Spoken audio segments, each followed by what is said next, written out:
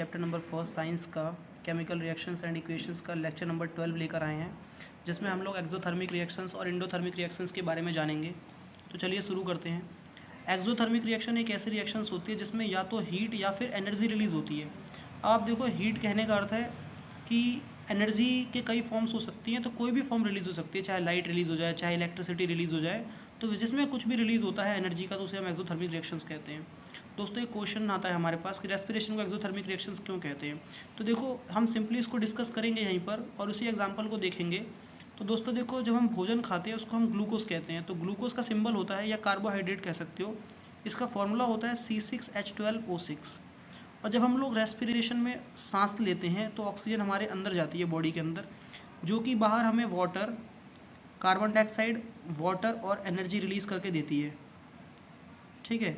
तो क्योंकि इस प्रोसेस में हमारी बॉडी को, देखो, हम जो भोजन खाते हैं वो जब ब्रेक डाउन होता है सिंपलर सब्सटेंसेस में, और हम टूटने के बाद हमारी बॉडी को एनर्जी मिलती है, तो उसी प्रोसेस को हम लोग रेस्पिरेशन कहते हैं।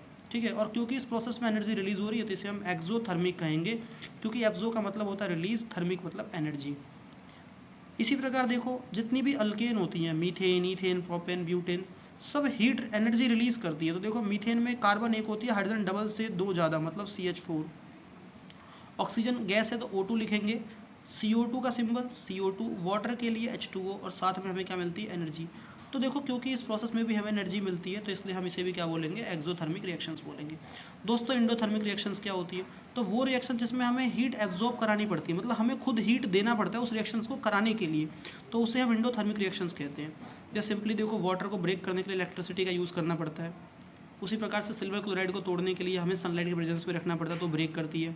उसी प्रकार कैल्शियम कार्बोनेट को जब हम हीट करते हैं तो calcium oxide plus carbon dioxide में ब्रेक होता है, तो उसे हम इंडोथर्मिक रिएक्शन कहते हैं, क्योंकि उसमें एनर्जी रिलीज होती है। ठीक है, सॉरी, एब्जॉर्ब्ड होती है। जिस रिएक्शन में एनर्जी एब्जॉर्ब होती है उसे हम क्या बोलते हैं, इंडोथर्मिक रिएक्शंस कहते हैं। तो बेसिकली एग्जांपल बहुत सारे हैं इसके, जितनी भी डिकम्पोजिशन रिएक्शंस थी जो हमने पहले पढ़ी थी वो सारी ही क्या होती है, इंडोथर्मिक होती है। तो कुछ डिकम्पोजिशन रिएक्शंस के एग्जाम्पल हम लोग यहाँ पर देख सकते हैं। देखो दोस्तों, ये हमारे डिकम्पोजिशन रिएक्शंस के एग्जांपल्स थे जो हमने पहले पढ़े थे। तो इनको भी हम एक तरीके से इंडोथर्मिक रिएक्शंस में यूज़ कर सकते हैं। एग्जांपल अगर पूछे तो आप इनमें से कोई भी एग्जांपल दे सकते हो। I hope you would like the videos. आशा करता हूँ आपको समझ में भी आ गया होगा अच्छे से। तो नेक्स्ट टॉपिक पर हम लोग देखेंगे कोरोजन और रेंसिडिटी क्या होती है।